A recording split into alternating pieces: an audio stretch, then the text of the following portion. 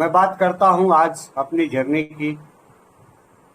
नमस्कार साथियों। नमस्कार सर, नमस्कार। मेरा नाम रामप्रीत है।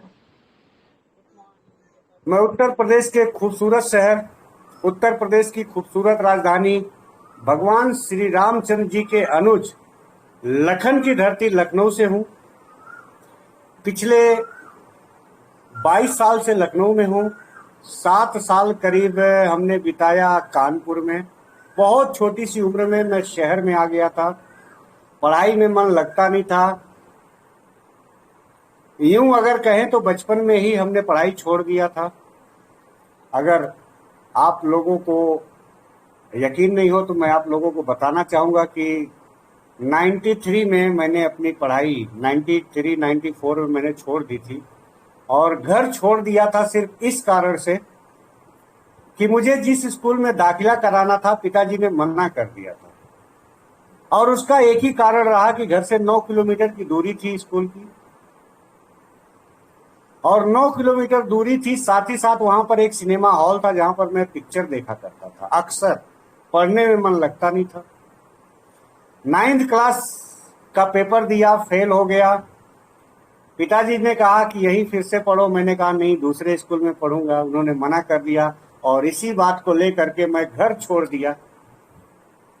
और मैं शातिर कितना था, ध्यान दीजिएगा कि मैं अपने शहर को, अपने कस्बे को, जहां पर ट्रेन रुकती है, क्या काशी क्या उसर मगर में हृदय बसे मोरा, जो काशी तन तजे निहोरा, रामय कौन निहोरा।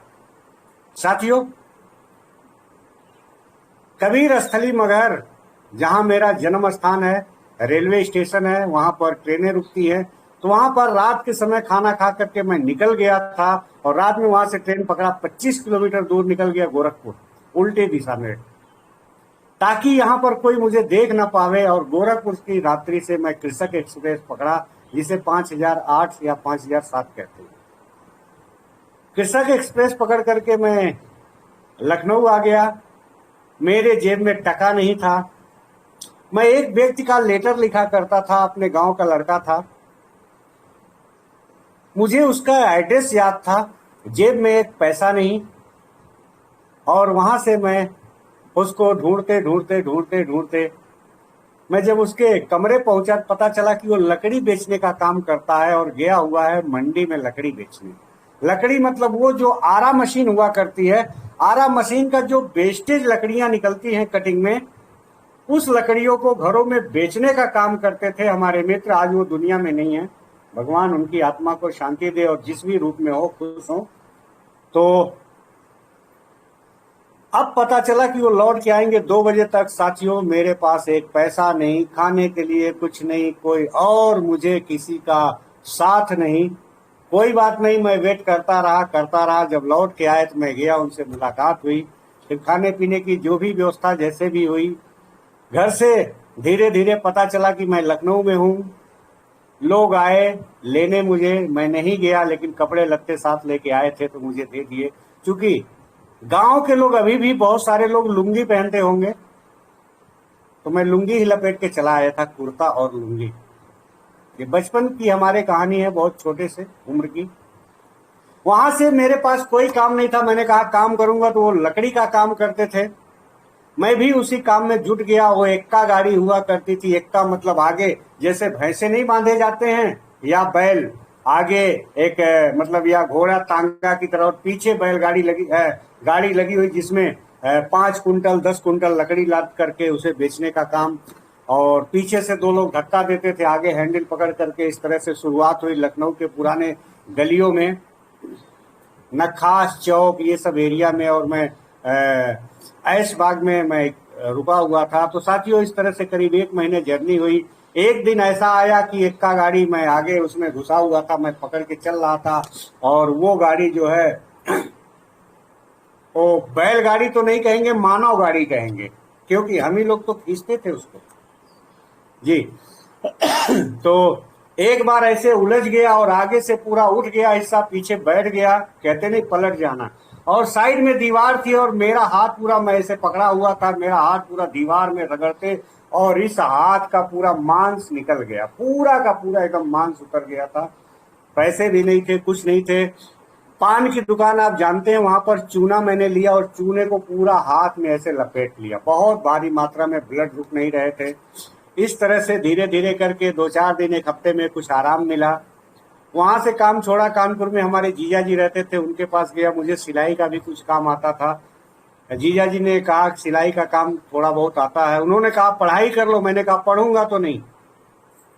वापस देखिए साथियों, मैंने सिलाई का काम सीखने का काम शुरू किया। 3 महीने सीखा और बेहतर स्थिति हो गई। लेकिन मुझे एक ही चीज परेशान करती थी कि मैं मुंह बांध करके कहीं रह नहीं सकता। वहां काम छोड़ा। उसके बाद फिर जीजा जी हमारे सिविल कॉन्ट्रैक्टर का काम करते हैं, उनके साथ मैंने जर्नी स्टार्ट की। 20 रुपए मजदूरी मिला करती थी। सन 94 की बात मैं कर रहा हूँ साथियों। तो 20 रुपए, 4-4, 5-5 मंजिल। कानपुर में अगर कोई शख्स गए होंगे तो वहाँ गोविंद नगर नटराज सिनेमा हॉल भी है, आप सर्च करेंगे तो मिल जाएगा। गोविंद नगर, यहाँ सिंधी पंजाबी मैक्सिमम रहते हैं। 5 मंजिल का मकान बन रहा था, वहां पर मैंने शुरुआत की लेबर का काम। सर पे गिट्टी ढोना, सीमेंट ढोना, मोरंग, बालू, सीमेंट, यही काम। सिविल बिल्डिंग बनाने का काम था, तो यही काम मुझे मिला और मैं करता था। और दोपहर में जब छुट्टी मिलती थी, मैंने कहा कि मैंने अपने आप को क्या कर लिया। मेरे घर में किस प्रकार की कमी थी? मेरे घर में किसी प्रकार की कोई कमी नहीं थी, लेकिन मैं एक जिद के कारण घर छोड़ दिया और आज मैं एक सिचुएशन। लेकिन हार नहीं माना साथियों। दोपहर में मैं लंच में खाना खा के कहीं कोने में पड़ा रहता था, रोता रहता था, लेकिन हार नहीं माना। और ऐसे सिचुएशन करते करते धीरे धीरे करके 4-5 सालों में मैं सीख गया मिस्त्री का काम। उसके बाद मैंने ठेकेदारी शुरू की। लखनऊ में मुझे काम मिला न्याय मंत्री राधेश्याम गुप्ता जी का। मैं मार्बल का काम शुरुआत किया। फर्श में मार्बल लगाने का काम, टाइल लगाने का काम। उसके पहले मैं चुनाई प्लास्टर का काम किया करता था। इस तरह से हमारी जर्नी शुरू हुई साथियों, और बहुत ही संघर्षशील रहा। धीरे धीरे मुझे अच्छी तरह से याद है, 16 जनवरी सन 2000 को मैं लखनऊ आया। एक मुझे काम मिला कानपुर से, और किसी ठेकेदार के द्वारा मुझे चुना गया। मैं यहाँ पर आया कि यही लड़का काम करेगा तो मैं आपको काम दूंगा। मेरी एज मात्र बहुत छोटी सी थी और मेरी वाइफ भी उस समय मेरे साथ आ चुकी थी।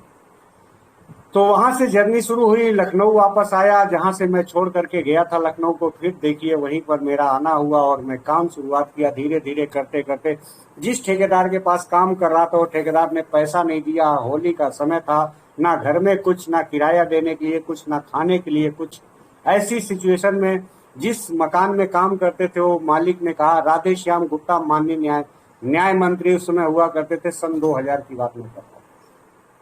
उन्होंने कहा बेटा आप काम करो, आपको आज से जो पैसा चाहिए वो आपको मिलेगी, दिहाड़ी मिलेगी। मैंने कहा नहीं, पुराने पैसे जो बाकी वो दे दीजिए, मैं करूंगा। इस जिद के कारण मैंने उस काम को छोड़ दिया। लगभग बहुत काम बाकी थे। 20,000 स्क्वायर फीट मार्बल वहां हमने लगाया था। बहुत बड़ा मकान था, 6,000 स्क्वायर फीट का, बेसमेंट से लेकर 3 मंजिल। साथ ही साथ वहीं से हमारी जर्नी शुरू हुई ठेकेदारी की। धीरे धीरे मैंने ठेकेदारी शुरू किया और धीरे धीरे करके सपने बहुत बड़े थे साथियों। मैं सिंगल कमरा लेकर के नहीं रहा, हमारी धर्मपत्नी थी और मैं था साथियों। पूरा मकान 500-600 स्क्वायर फीट का लेकर के मैं रहता था, क्योंकि मैं बादशाहों की जिंदगी जीना चाहता था। और धीरे धीरे सपने मेरे इतने बड़े थे साथियों। धीरे धीरे करते करते करते करते मैं सन 2008 में शानदार एक, उस समय की वीवीआईपी गाड़ी मानी जाती थी, वैगनार मैंने कार खरीदी, एक बहुत शानदार CM 3084, उसका यूपी 32 CM 3084 नंबर उसका हुआ करता था साथियों। इस तरह से धीरे धीरे लखनऊ में एक छोटी सी जमीन हमने ली, जिस मकान में आज मैं बैठा हुआ हूँ, आप देख पा रहे हैं, है ना। आज जो है इसी घर में मैं हूँ और मेरी धर्म पत्नी मीरा देवी जी की मदद से मैंने जमीन खरीदा और उसी में धीरे धीरे मैंने कार खरीदी, जमीन खरीदी और मकान बनवाने का काम सिलसिला शुरू हो गया। और यह सिचुएशन चला 2008 से 2011 में। इस घर में हम सभी ने प्रवेश किया। उस समय हमारी बेटी प्रतीक्षा और छोटी बेटी साक्षी भी आ चुकी थी। साक्षी गोद में थी, शिवम मेरा थोड़ा सा बड़ा हो चुका था, उसकी पैदाइश 2003 में है, जनवरी 27 जनवरी 2003। तो साथियों इस तरह से जर्नी शुरू हुई और ठेकेदारी करते करते उत्तर प्रदेश राज्य के निर्माण निगम में मैं 2006 में एंट्री किया था, जहां पर ना किसी मंत्री ना किसी संतरी का सपोर्ट था। अकेले अपने दम पर अपने कर्मों के बल पे मैंने एक झंडा गाड़ा, जहां पर एक नाम बनी, एक पहचान बना, इज्जत शोहरत नाम पैसा सब कमाया और एक ऐसी शानदार जर्नी चलती रही। करवट तब बदला जब 2012-13 के बाद उत्तर प्रदेश राज्य के निर्माण निगम में बैक टू बैक का कार्यक्रम शुरू हुआ। लंबी कहानी बहुत है साथियों, लेकिन फिर भी मैं शेयर करूंगा।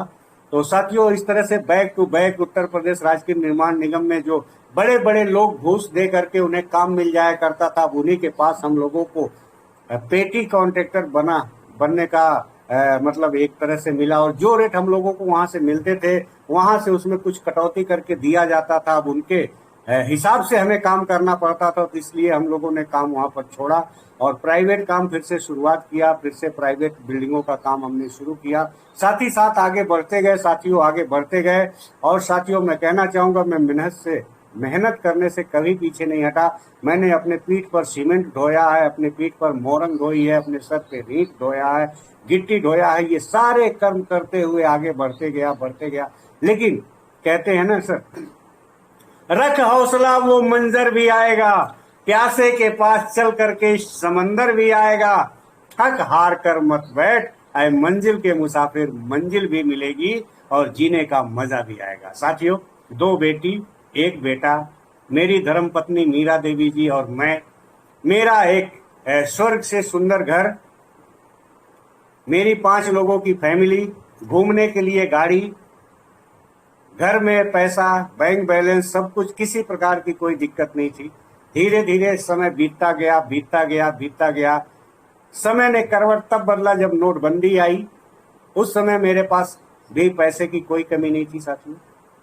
इतना पैसा था कि मैं बहुत खूबसूरत, मतलब यूं कहूं कि महीने में एक बार हम पूरी फैमिली एक पार्टी करते थे, निकलते थे बाहर, घूमते थे, मौज मस्ती करते थे, खाते पीते थे, एंजॉय करते थे, फुल एंजॉयमेंट।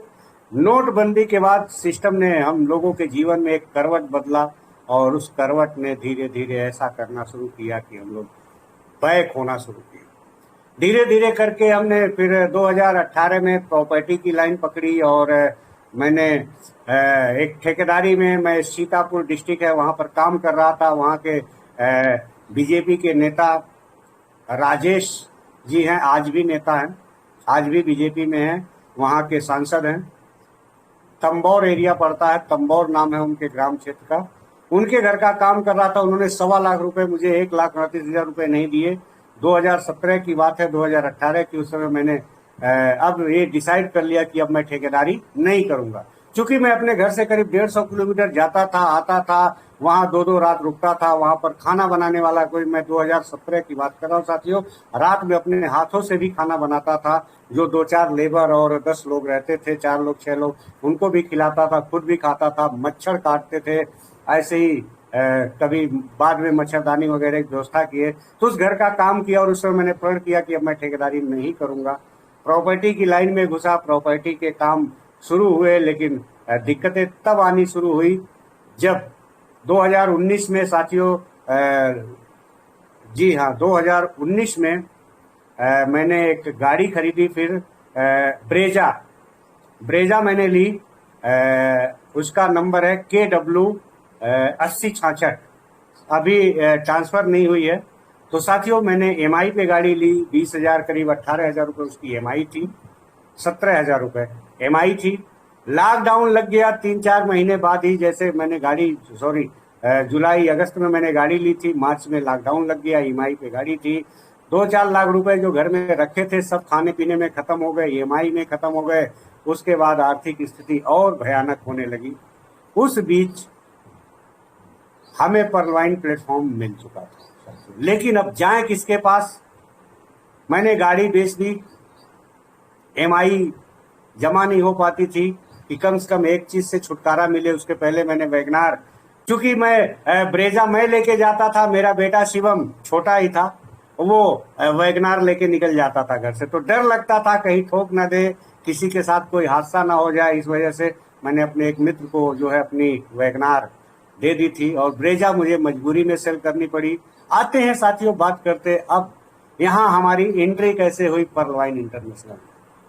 साथियों, लॉकडाउन का समय, प्रत्येक दिन की तरह मैं रात्रि भोजन पे बैठा हुआ था और जब भी मैं भोजन पे बैठता था तो अक्सर मैं 99% मैं फेसबुक चेक किया करता था, खाना खाते वक्त फेसबुक। और उस दिन भी मुझे एक ऐसा लिंक मिला जहां पर लिखा था 2250 रुपए से 32 लाख रुपए तक का सफर, कुछ ऐसे लिखा था, मैं भूल गया हूं। 2250 रुपए से एक खाता खुलवाइए, अपने जीवन को बेहतर बनाइए, काम करे तो बहुत पैसा, ना करे तो भी 32 लाख रुपए आपको मिलेंगे 8 किस्तों के माध्यम से। पहली किस्त 30 रुपए की, दूसरी 1200 रुपए की, तीसरी 4800 रुपए की, इस तरह से 8 किस्त लिखा हुआ था। और वहां लिखा था कि आप 4 से 6 वर्षों में, 8 वर्षों में आपको ये पैसा मिल जाएगा। मैंने कहा कि 2250 रुपए में ऐसा कैसे संभव है। मैं अपनी धर्म पत्नी से बात कर ही रहा था तो मैंने कहा चलिए कोई बात नहीं। नीचे एक नंबर लिखा था, अनुज कुमार झारखंड, अनुज कुमार झारखंड। और उनका जब मैंने प्रोफाइल देखा तो उस पर लिखा था कंप्यूटर, कुछ ऐसे करके लिखा था। तो मैंने कहा आदमी तो मुझे कुछ ठीक लग रहा, बच्चों को शिक्षित करता है।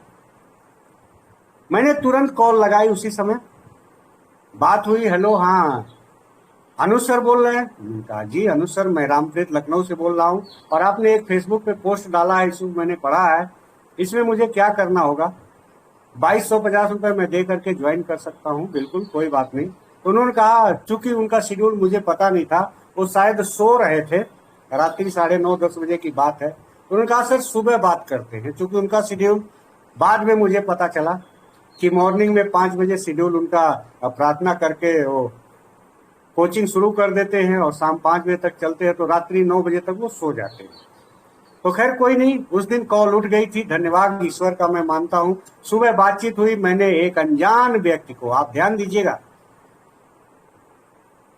उस समय से पहले मैं अनुज सर जी का, झारखंड के अनुज सर जी का नाम मैं जानता भी नहीं था। अनुज सर क्या हैं, कौन हैं, कैसे हैं, मुझे कुछ भी नहीं पता। मैंने कहा सर मैं पेमेंट कैसे करूं? उन्होंने कहा फोन पे कर दीजिए। मैंने कहा ठीक है। तुरंत मैंने उनको पेमेंट किया। उन्होंने शायद मेरा खाता या मैंने ही रजिस्ट्रेशन कर लिया था और सारा काम मैंने ही कर लिया था।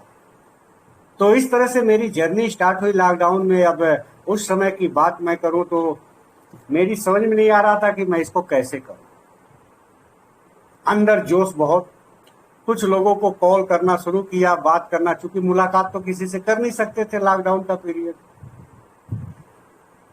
तो साथियों इस तरह से जर्नी शुरुआत हुई।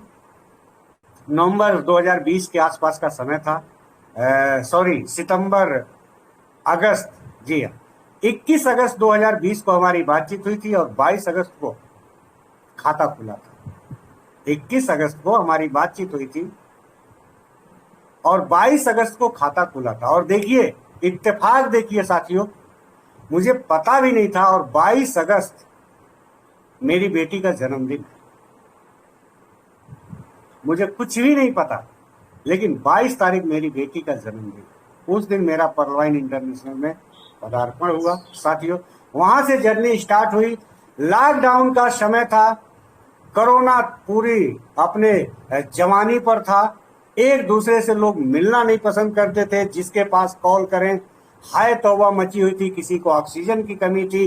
तो यहाँ पर मतलब शोले बरस रहे थे, एक तरह से आदमी एक दूसरे का जैसे दुश्मन हुआ करता था कि बस सब कुछ करना घर मत आना, सब कुछ करना घर मत आना, साग सब्जी खरीद के बाहर फेंक देना, पड़े रहे 10-10 घंटे, 8-8 घंटे, मतलब इस तरह से घर में एक दूसरे व्यक्ति से मिलना नहीं चाहता था। ऐसी सिचुएशन में शुरुआत हुई साथियों।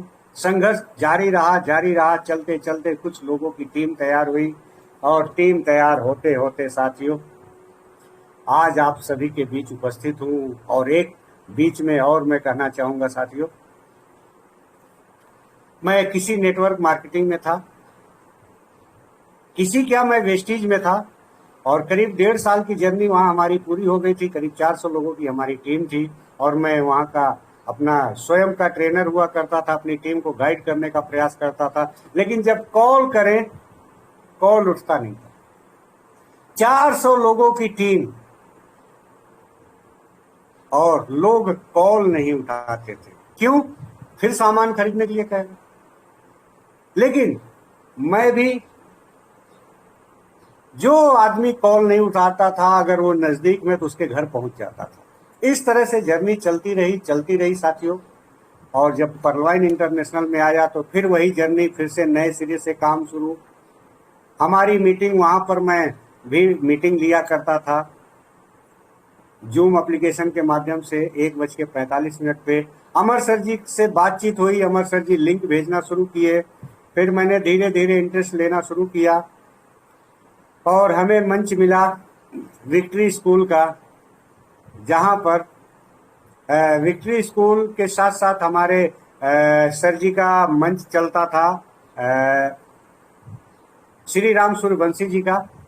उनका लिंक मिलता था, उनके मंच पे जाता था तो कभी मैं शेयरिंग देता था। लेकिन साथियों, वहां से मैंने शुरुआत की। मैं रामप्रीत लखनऊ से, टीम लखनऊ रामप्रीत, जो भी लोग थे, अपनी टीम को मैं बार बार उनको लिंक भेजने का काम, उनको मीटिंग के समय कॉल करने का काम, उनको ज्वाइन कराने का काम। और जब ज्वाइन किए हैं, नहीं किए, स्क्रीनशॉट सर मुझे भेजिए, मैं देखूं। तो इस तरह से लोगों की शेयरिंग नहीं होती थी। शेयरिंग दिलाने का काम, बीच में उन्हें व्हाट्सएप करना और उन्हें कॉल करके बताना, चूंकि जूम पर कॉल कटती नहीं थी तो उनको कॉल करके बताते थे, सर जी आप हैंडरेज करिए और शेयरिंग दीजिए। और एक वक्त ऐसा आया कि बड़े बड़े मंचों पर लोग शेयरिंग लेना पसंद नहीं करते थे। क्यों? क्योंकि होड़ मची थी, प्रथम 5 लोगों में केवल लखनऊ की टीम होनी चाहिए। प्रथम 5 लोगों में, जो 5 लोगों की शेयरिंग ली जाती थी, उस प्रथम 5 में लखनऊ का नाम होना चाहिए। अब देखते थे 3 लोग, 4 लोग, 5 लोग लखनऊ के, बस केवल एकदम ये होता था कि अब शेयरिंग का नाम ले, बटन क्लिक, हैंडरेज। अब देख करके लोग परेशान, लखनऊ, अभी कल भी शेयरिंग, परसों भी शेयरिंग, एक रामप्रीत नाम लखनऊ, एक एसपी गुप्ता सर लखनऊ, एक दीपचंद सक्सेना लखनऊ, एक गौरव जी लखनऊ, एक जो है हमारी मीरा देवी जी लखनऊ, एक सविता सक्सेना जी लखनऊ, एक हमारे अशोक वाजपेयी जी लखनऊ। लखनऊ लखनऊ लखनऊ लखनऊ लखनऊ, एकदम परेशान। ये कहने लगे, सर आप लोग आज रहने दीजिए, दूसरे दिन लिया जाएगा। इस तरह से साथियों जर्नी शुरू हुई। तो एक शानदार टीम का निर्माण करते हुए लोगों के घर पहुंचने का काम, लोगों के घरों पे घंटों समय बिताने का काम, इस तरह से मैंने शुरुआत की। साथियों, मुझे कुछ नहीं पता था कि पर्लवाइन का प्लान कैसे दिया जाता है, पेपर पे प्लान कैसे देना है, कैसे किसी को मोटिवेट करना है।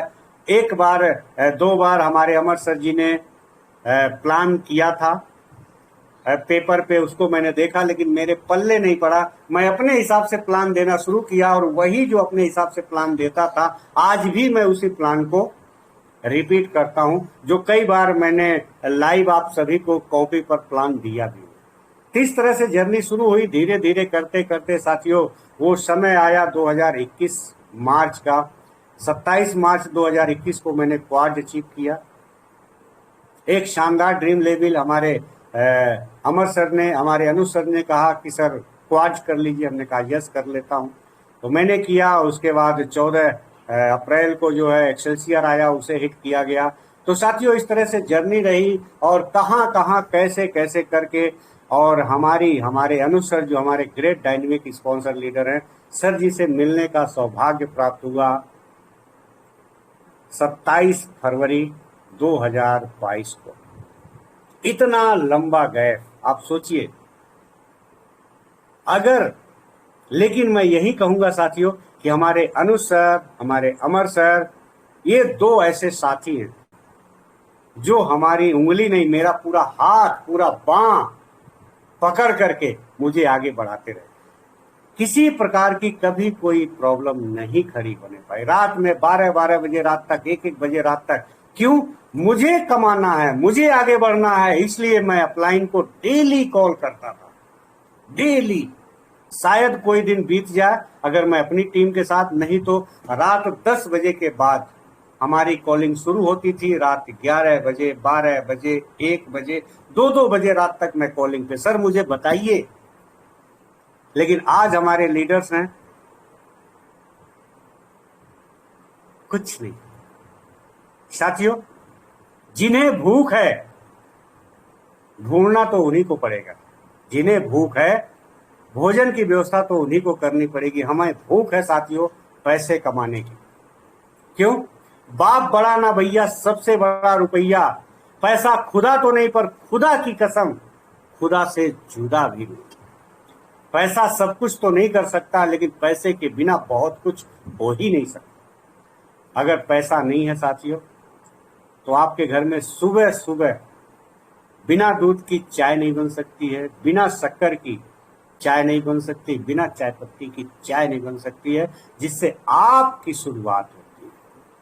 बिना पैसे का साबुन आपके घर में नहीं आ सकता, जिससे आप बात करते हैं, नहाते हैं। बिना पैसे का कपड़े धोने का साबुन नहीं आ सकता, बिना पैसे का आपको सर्फ नहीं मिल सकती है, बिना पैसे का आप मंजन ब्रश नहीं कर सकते हैं, बिना पैसे का आप बाजार से हल्दी, धनिया, मिर्च वगैरह नहीं खरीद सकते, बिना पैसे से आप अपने बच्चे को पढ़ा नहीं सकते हैं, बिना पैसे का डॉक्टर जो है दवा नहीं दे सकता है, बिना पैसे का आप गाड़ी में पेट्रोल नहीं डला सकते हैं। साथियों, पैसे की महत्वता तब पता चलती है जब आप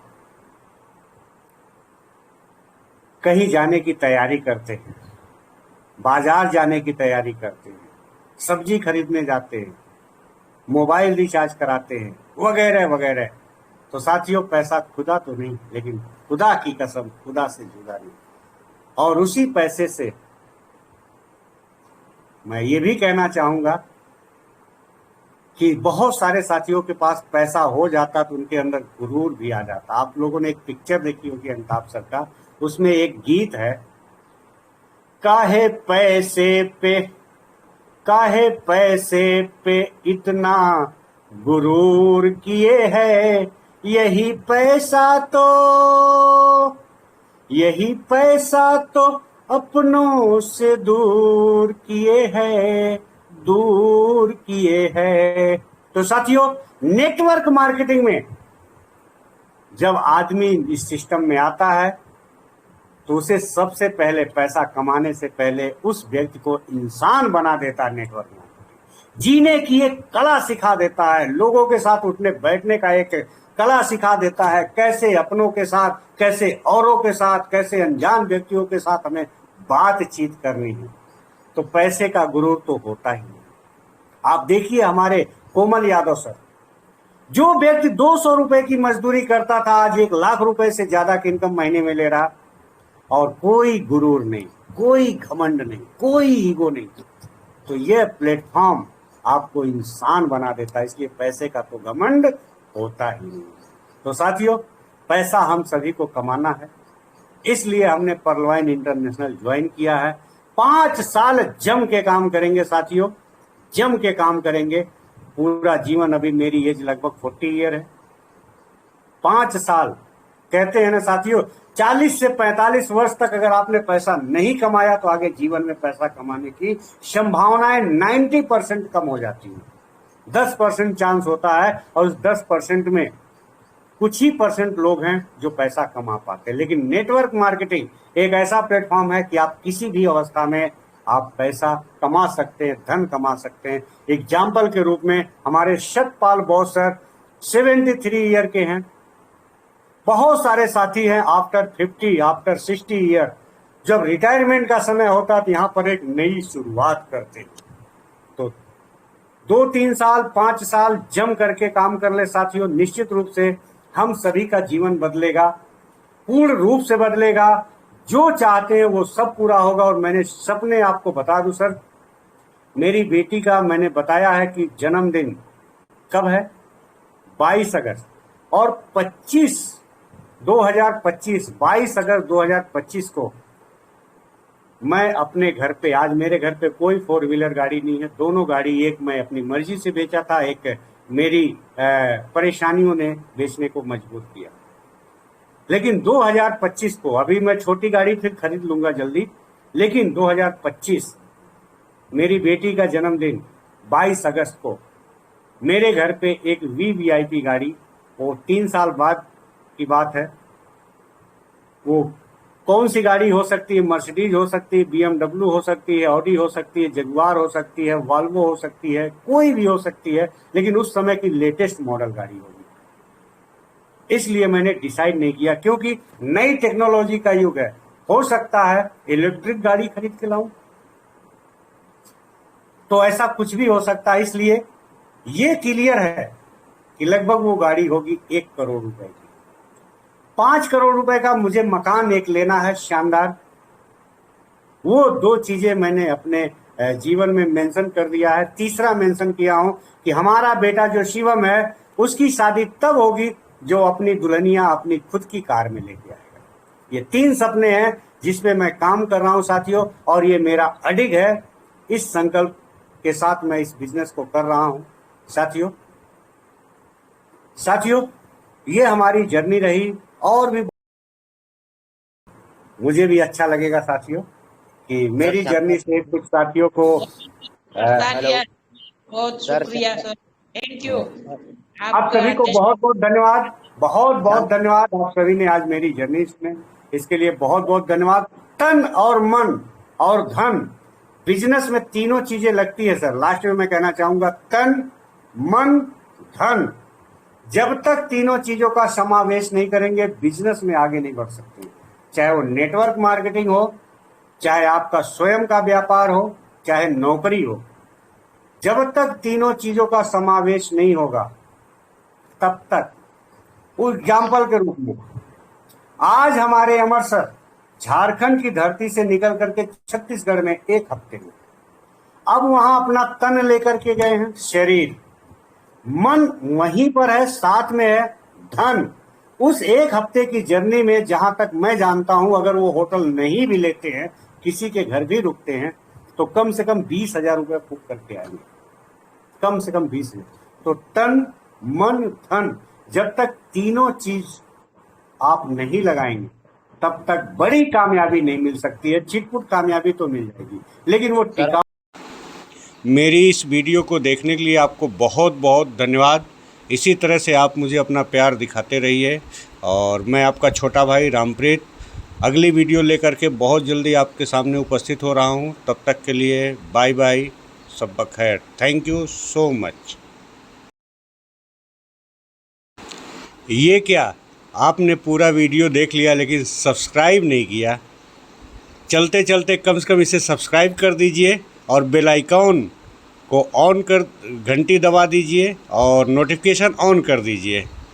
धन्यवाद।